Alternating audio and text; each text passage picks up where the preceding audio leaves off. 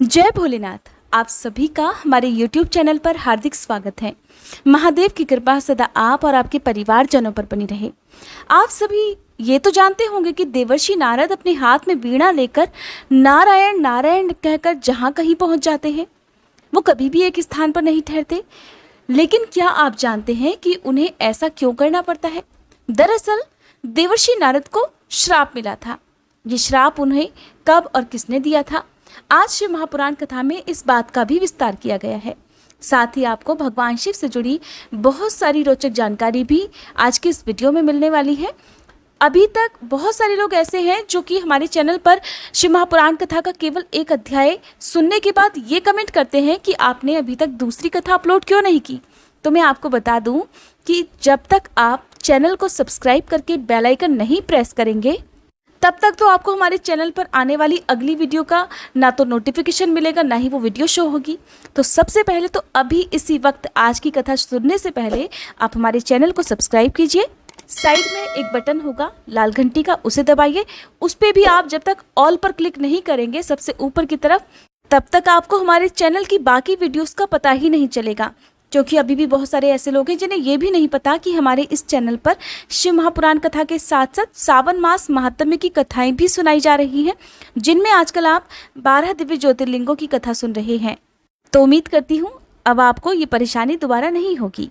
आइए रसपान करते हैं आज की शिव महापुराण कथा का। देवर्षि नारद ने पूछा, हे पूज्य पिताजी, दृढ़ता पूर्वक उत्तम व्रत का पालन करने वाले दक्ष ने तपस्या करके देवी से कौन सा वरदान प्राप्त किया तथा वे देवी किस प्रकार दक्ष की कन्या हुई?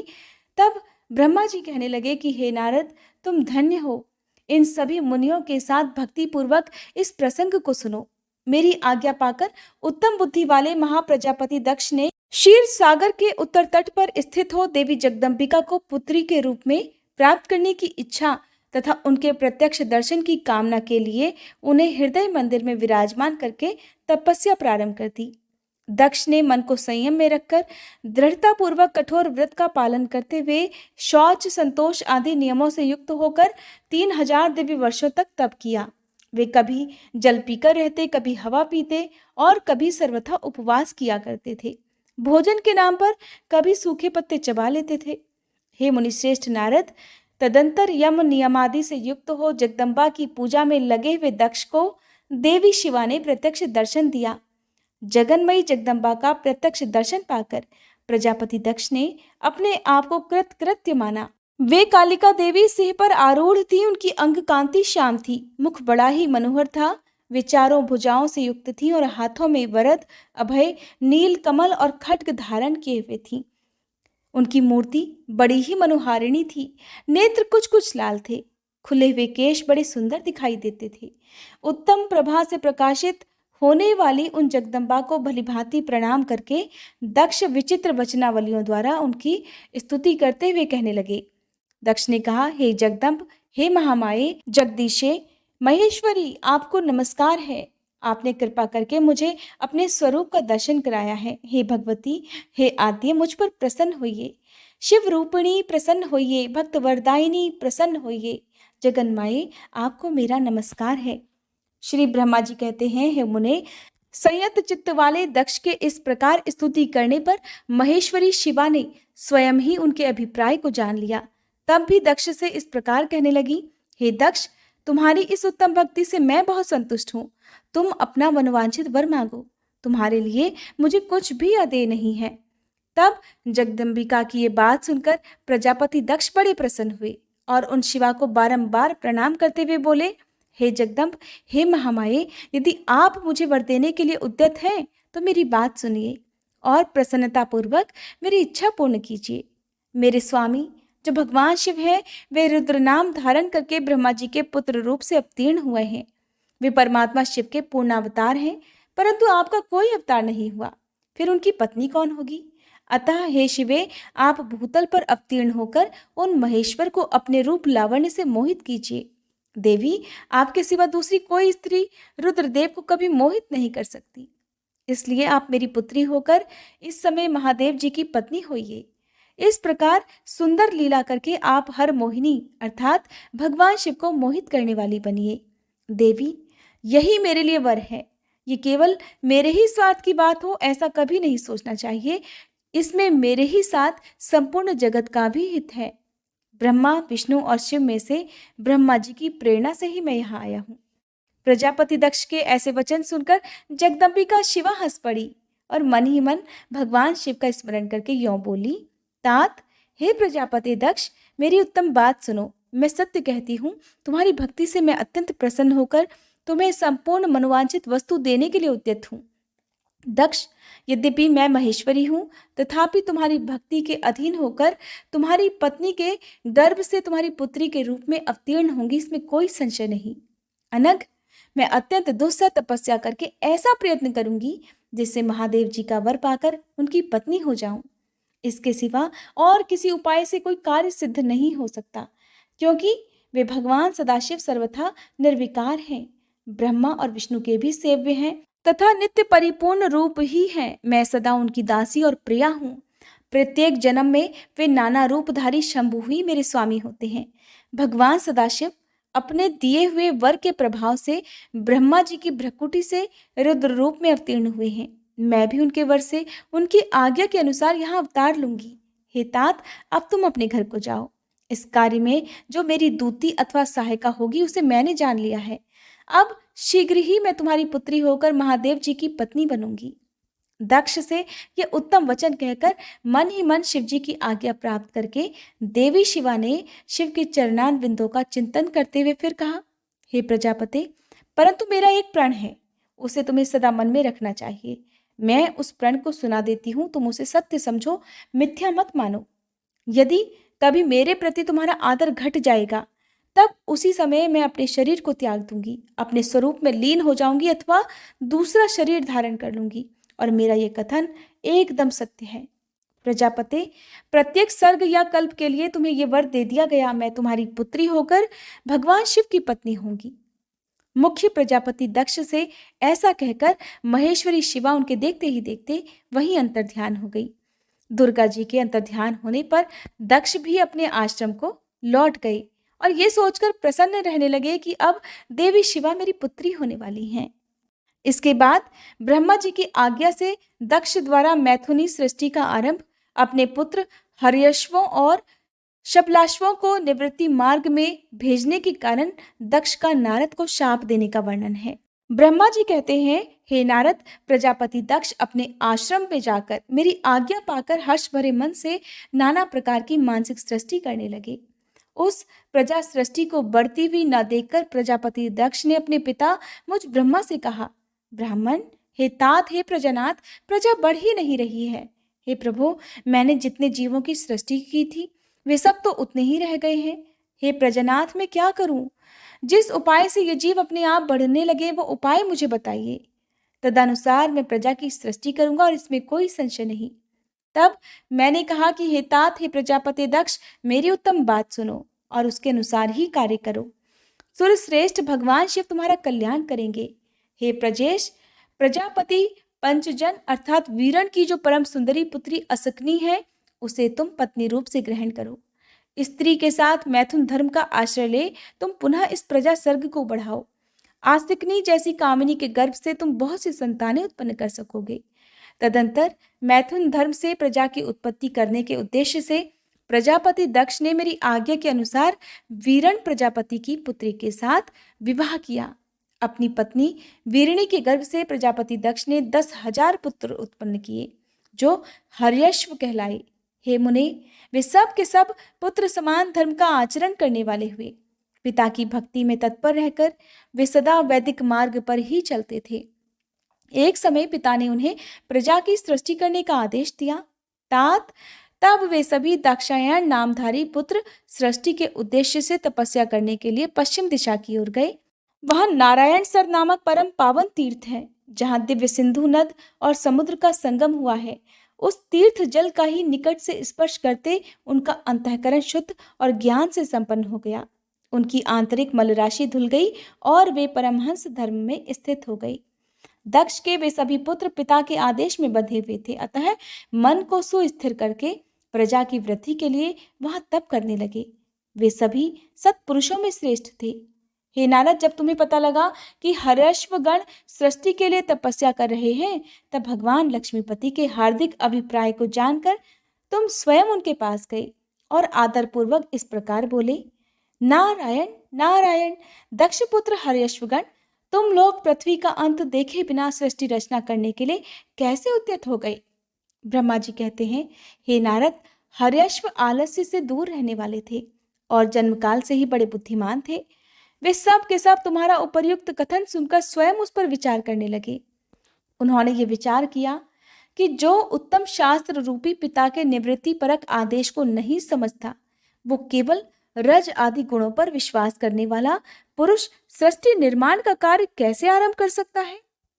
ऐसा निश्चय करके वे उत्तम बुद्धि और एक चित्त वाले दक्ष कुमार नारद को प्रणाम करके और उनकी परिक्रमा करके ऐसे पथ पर चले गए जहां जाकर कोई वापस नहीं लौटता है। नारद, तुम भगवान शंकर के मन हो और मुने, तुम समस्त लोकों में अकेले विचरा करते हो। तुम्हारे मन में कोई विकार नहीं है, क्योंकि तुम सदा महेश्वर की मनोवृत्ति के अनुसार ही कार्य करते हो। जब बहुत समय बीत गया, तब मेरे पुत्र प्रजापति दक्ष को ये पता लगा कि मेरे सभी पुत्र नारद से शिक्षा पाकर नष्ट हो गए हैं, अर्थात मेरे हाथ से निकल गए। इससे उन्हें बड़ा दुख हुआ। वे बार बार कहने लगे, उत्तम संतानों का पिता होना शोक का ही स्थान है, क्योंकि श्रेष्ठ पुत्रों के बिछड़ जाने से पिता को बड़ा कष्ट होता है। शिव जी की माया से मोहित होने से दक्ष को पुत्र वियोग के कारण बहुत शोक होने लगा। तब मैंने आकर अपने पुत्र दक्ष को बड़े प्रेम से समझाया और सांत्वना दी। देव का विधान प्रबल होता है इत्यादि बातें बताकर उनके मन को शांत किया। मेरे सांत्वना देने पर दक्ष पुनः पंचकन्या आसिकनी के गर्भ से शबलाश्व नाम के एक सहस्त्र पुत्र उत्पन्न किए। पिता का आदेश पाकर वे पुत्र भी प्रजा सृष्टि के लिए दृढ़ता पूर्वक प्रतिज्ञा पालन का नियम लेकर उसी स्थान पर गए जहां उनके सिद्धि को प्राप्त हुए बड़े भाई गए थे। नारायण सरोवर के जल का स्पर्श होने मात्र से उनके सारे पाप नष्ट हो गए और उनके अंतःकरण में शुद्धता आ गई और वे उत्तम व्रत के पालक शबलाश्व ब्रह्मा का जप करते हुए वहां बड़ी भारी तपस्या करने लगे। उन्हें प्रजा सृष्टि के लिए उद्यत जान तुम पुनः पहले की तरह ईश्वरी गति का स्मरण करते हुए उनके पास गए और वही बात कहने लगे जो उनके भाइयों से पहले ही कह चुके थे। मुने, तुम्हारा दर्शन अमोघ है, इसलिए तुमने उनको भी भाइयों का ही मार्ग दिखलाया। अतएव वे भाइयों के ही पथ पर ऊर्ध्व गति को प्राप्त हुए। उसी समय प्रजापति दक्ष को बहुत से उत्पात दिखाई दिए। इससे मेरे पुत्र दक्ष को बड़ा विस्मय हुआ और वे मन ही मन बहुत दुखी हुए। फिर उन्होंने पूर्ववत तुम्हारी ही करतूत से अपने पुत्रों का नाश हुआ सुना। इससे उन्हें बड़ा आश्चर्य हुआ। वे पुत्र शोक से मूर्छित होकर अत्यंत कष्ट का अनुभव करने लगे। फिर दक्ष ने तुम पर बड़ा क्रोध किया और कहने लगे, ये नारद बड़ा दुष्ट है। दैववश उसी समय तुम दक्ष पर अनुग्रह करने के लिए वहां आ पहुंचे। तुम्हें देखते ही शोकावेश से युक्त हुए दक्ष के ओठ रोष से फड़कने लगे। तुम्हें सामने पाकर वे धिक्कारने और निंदा करने लगे। दक्ष कहने लगे, ओ नीच, तुमने ये क्या किया? तुमने झूठ मूठ साधुओं का बाना पहन रखा है। इसी के द्वारा ठगकर हमारे भोले भाले बालकों का जो तुमने भिक्षुओं का मार्ग दिखलाया है, ये अच्छा नहीं किया। तुम बड़े ही निर्दय और शठ हो। इसीलिए तुमने हमारे इन बालकों के, जो अभी ऋषि ऋण, देव ऋण और पितृ ऋण से मुक्त नहीं हो पाए थे, लोक और परलोक दोनों के श्रेय का नाश कर डाला। और जो पुरुष इन तीनों ऋणों को उतारे बिना ही मोक्ष की इच्छा मन में लिए माता पिता को त्याग कर घर से निकल जाता है, सन्यासी हो जाता है, वह अधोगति को प्राप्त होता है। तुम निर्दय और बड़े निर्लज्ज हो। बच्चों की बुद्धि में भेद पैदा करने वाले हो और अपने सुयश को स्वयं ही नष्ट कर रहे हो। हे मूढ़ मते, तुम भगवान विष्णु के पार्षदों में व्यर्थ ही घूमते फिरते हो। अधमाधम, तुमने बारंबार मेरा अमंगल किया है। अतः आज से तीनों लोकों में विचरते हुए तुम्हारा पैर कहीं स्थिर नहीं रहेगा, अथवा कहीं भी तुम्हें ठहरने के लिए सुस्थिर ठौर ठिकाना नहीं मिलेगा। नारद, यद्यपि तुम साधु पुरुषों द्वारा सम्मानित हो, तथापि उस समय दक्ष ने शोकवश तुम्हें वैसा श्राप दे डाला। वे ईश्वर की इच्छा को समझ ही नहीं सके। शिव जी की माया ने उन्हें अत्यंत मोहित कर दिया था। हे मुने, तुमने उस शाप को चुपचाप ग्रहण कर लिया और अपने चित्त में विकार तक नहीं आने दिया। यही तो ब्रह्म भाव है। ईश्वर कोटि के महात्मा पुरुष स्वयं शाप को मिटा देने में समर्थ होने पर भी उसे सह लेते हैं। श्री ब्रह्मा जी कहते हैं, हे देवर्षि, इसी समय दक्ष के इस बर्ताव को जानकर मैं भी वहां आ पहुंचा और पूर्ववत उन्हें शांत करने के लिए सांत्वना देने लगा।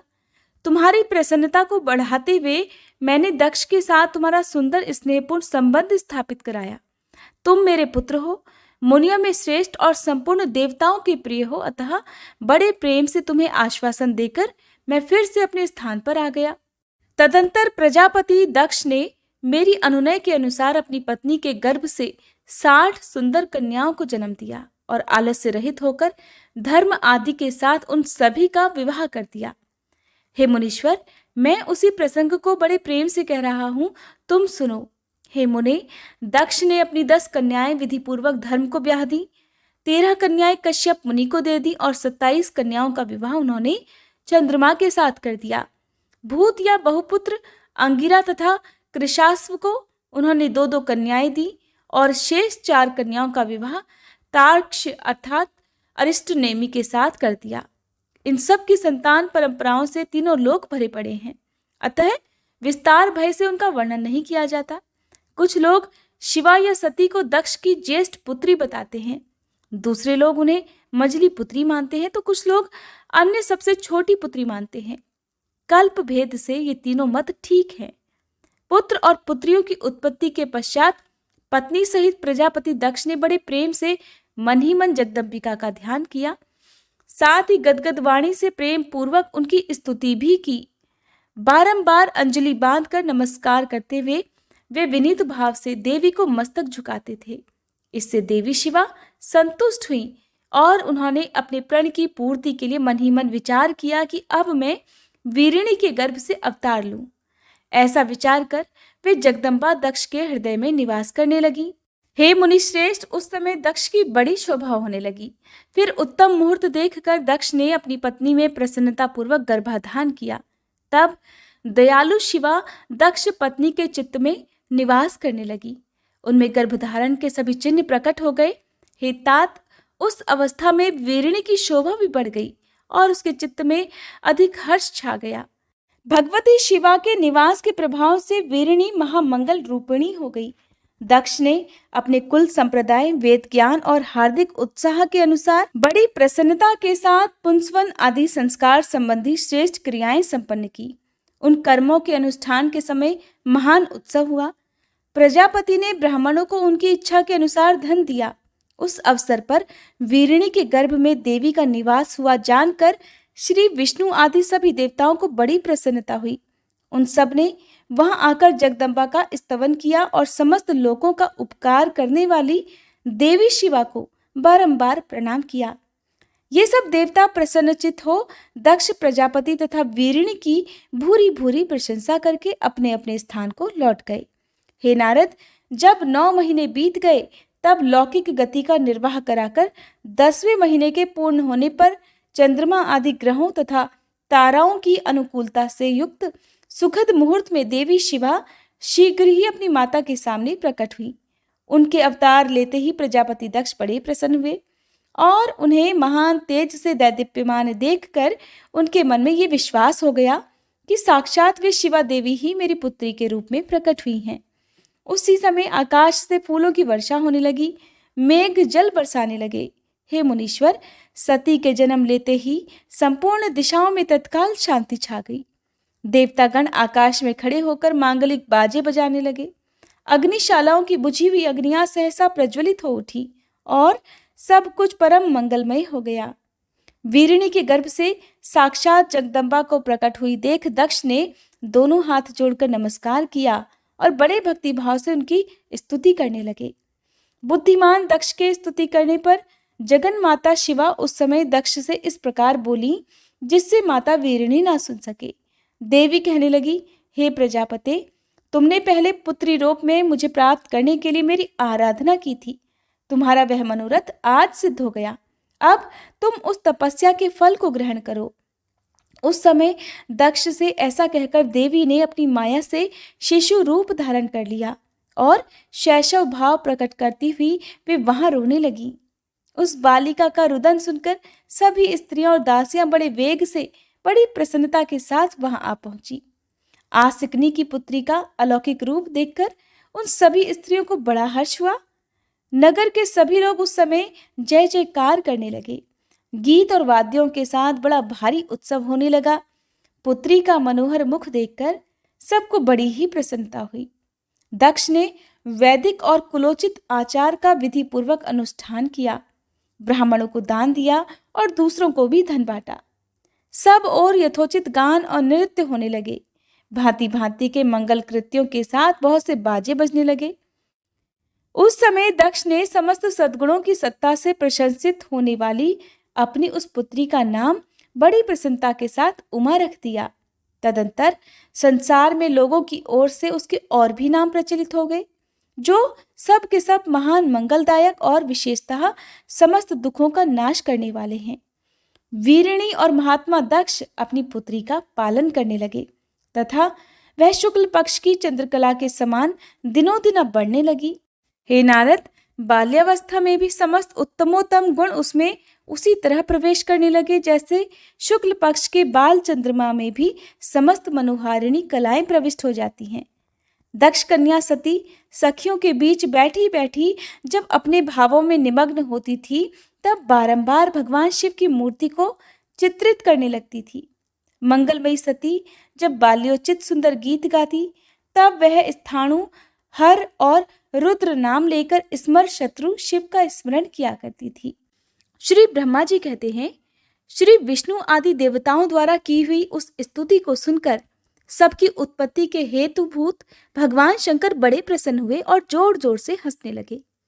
मुझ ब्रह्मा और विष्णु को अपनी अपनी पत्नी के साथ आया हुआ देख महादेव जी ने हम लोगों से यथोचित वार्तालाप किया और हमारे आगमन का कारण पूछा। रुद्र बोले, हे हरे, हे विधे तथा हे देवताओं और महर्षियों, आज निर्भय होकर यहाँ अपने आने का ठीक ठीक कारण तो बताओ। तुम लोग यहाँ किस लिए आए हो और कौन सा कार्य आन पड़ा है, वह मैं सब कुछ सुनना चाहता हूँ, क्योंकि तुम्हारे द्वारा की गई स्तुति से मेरा मन बहुत प्रसन्न है। मुने, महादेव जी के इस प्रकार पूछने पर भगवान विष्णु की आज्ञा से मैंने वार्तालाप आरंभ किया। मुझ ब्रह्मा ने कहा, हे देवाधिदेव महादेव, हे करुणा सागर, हे प्रभु, हम दोनों इन देवताओं और ऋषियों के साथ जिस उद्देश्य से यहाँ आए हैं उसे सुनिए।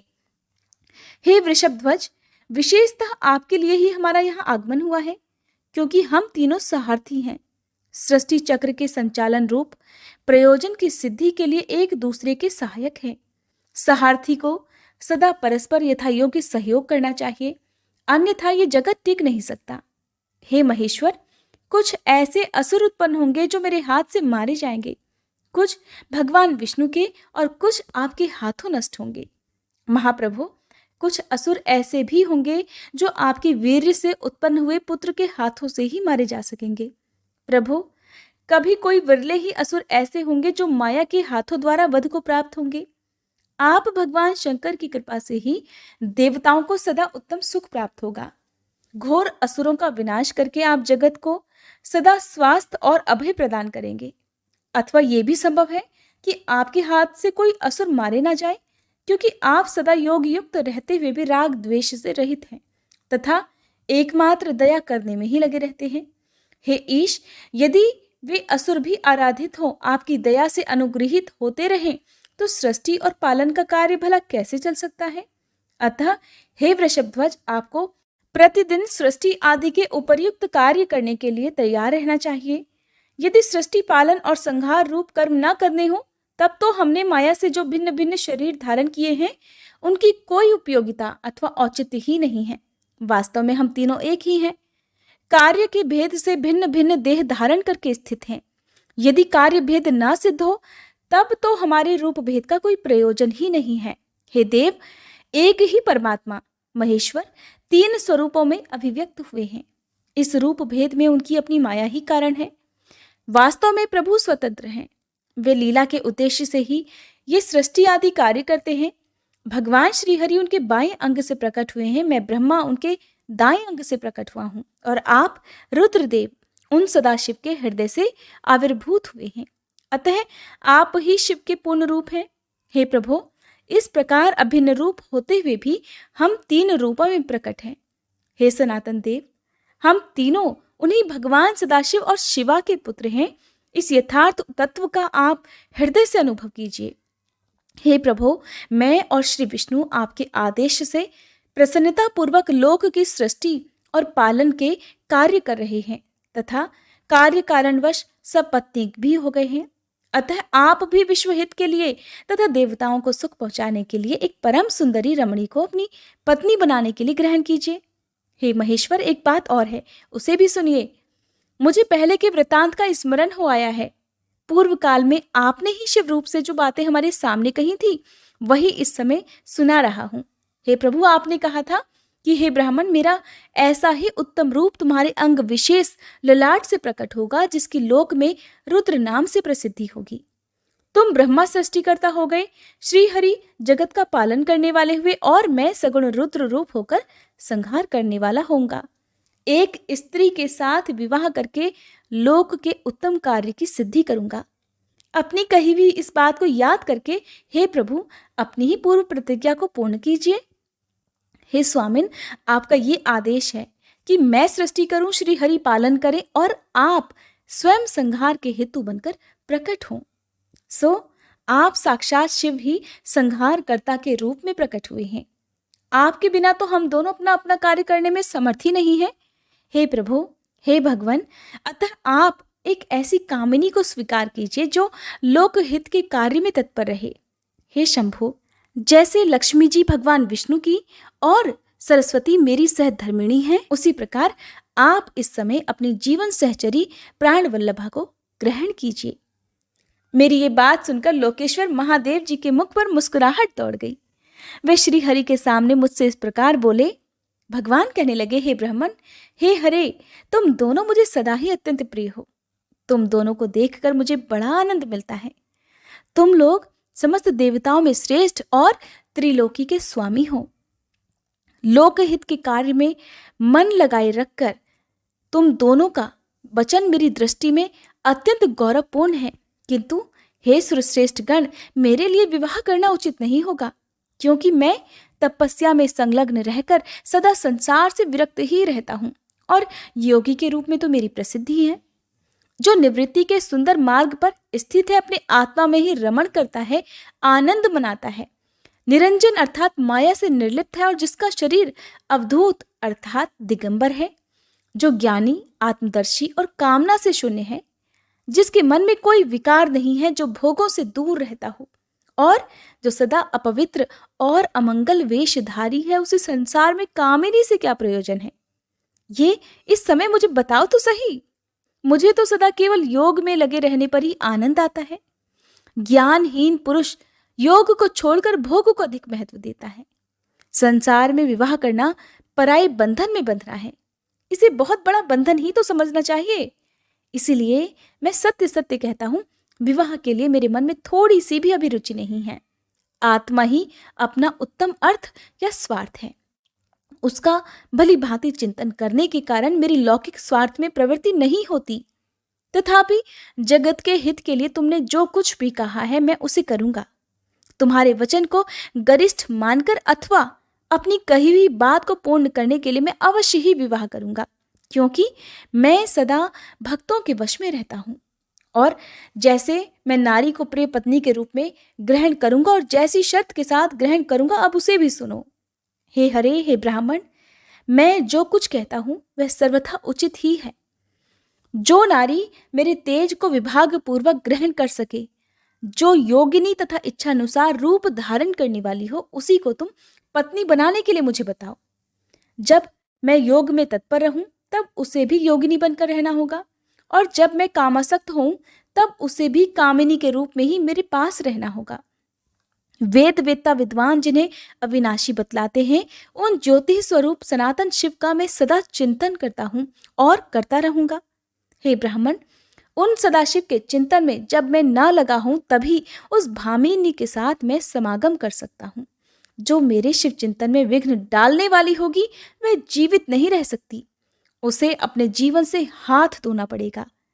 तुम, विष्णु और मैं तीनों ही ब्रह्म स्वरूप शिव के अंशभूत हैं। अतः हे महाभागगण, हमारे लिए उनका निरंतर चिंतन करना ही उचित है। हे कमलासन, उनके चिंतन के लिए मैं बिना विवाह के भी रह लूंगा, किंतु उनका चिंतन छोड़कर विवाह नहीं करूंगा। अतः तुम मुझे ऐसी पत्नी प्रदान करो जो सदा मेरे कर्म के अनुकूल चल सके। ब्राह्मण, उसमें भी मेरी एक और शर्त है, उसे भी तुम सुनो। यदि उस स्त्री का मुझ पर और मेरे वचन पर अविश्वास होगा तो मैं उसका त्याग कर दूंगा। उनकी ये बात सुनकर मैंने और श्री हरि ने मंद मुस्कान के साथ मन ही मन प्रसन्नता का अनुभव किया। फिर मैं विनम्र होकर कहने लगा कि हे नाथ, हे महेश्वर, हे प्रभु, आपने जैसी नारी की खोज आरंभ की है, वैसे ही स्त्री के विषय में मैं आपको प्रसन्नता पूर्वक कह रहा हूं। साक्षात सदाशिव की धर्म पत्नी जो उमा है, वे ही जगत का कार्य सिद्ध करने के लिए भिन्न भिन्न रूपों में प्रकट हुई हैं। हे प्रभु, सरस्वती और लक्ष्मी, ये दो रूप धारण करके वे पहले ही यहाँ आ चुकी है। इनमें लक्ष्मी तो श्री विष्णु की प्राण वल्लभा हो गई और सरस्वती मेरी। अब हमारे लिए वे तीसरा रूप धारण करके प्रकट हुई हैं। हे प्रभु, लोकहित का कार्य करने की इच्छा वाली देवी शिवा दक्ष पुत्री के रूप में अवतीर्ण हुई हैं। उनका नाम सती है। सती ही ऐसी भार्या हो सकती है, हे प्रभु, जो सदा आपके लिए हितकारिणी हो। देवेश, महातेजस्विनी सती आपके लिए, आपको पति रूप में प्राप्त करने के लिए दृढ़ता पूर्वक कठोर व्रत का पालन करती हुई तपस्या कर रही हैं। हे महेश्वर, आप उन्हें वर देने के लिए जाइए, कृपा कीजिए और बड़ी प्रसन्नता के साथ उन्हें उनकी तपस्या के अनुरूप वर देकर उनके साथ विवाह कर लीजिए। हे शंकर, भगवान विष्णु की, मेरी तथा इन संपूर्ण देवताओं की यही इच्छा है। आप अपनी शुभ दृष्टि से हमारी इच्छा को पूर्ण कीजिए, जिससे हम आदर पूर्वक इस उत्सव को देख सकें। ऐसा होने से तीनों लोकों में सुख देने वाला परम मंगल होगा और सबकी सारी चिंता मिट जाएगी, इसमें कोई संशय नहीं है। तदंतर मेरी बात समाप्त होने पर लीला विग्रह धारण करने वाले भक्त वत्सल महेश्वर से मधुसूदन अच्युत ने इसी का समर्थन किया। तब भक्त वत्सल भगवान शिव ने हंसकर कहा, बहुत अच्छा, ऐसा ही होगा। उनके ऐसा कहने पर हम दोनों उनसे आज्ञा लेकर अपनी अपनी पत्नी तथा देवताओं और मुनियों के साथ अत्यंत प्रसन्न होकर अपने अपने अभीष्ट स्थान को चले आए। जय भोलेनाथ। इसके आगे का वर्णन आप सभी आने वाली वीडियो में सुनिएगा। उम्मीद करती हूँ ये वीडियो आपको पसंद आई होगी। आप हमारे चैनल पर हरियाली तीज की और आने वाली एकादशी व्रत की कथा भी जरूर सुनिएगा।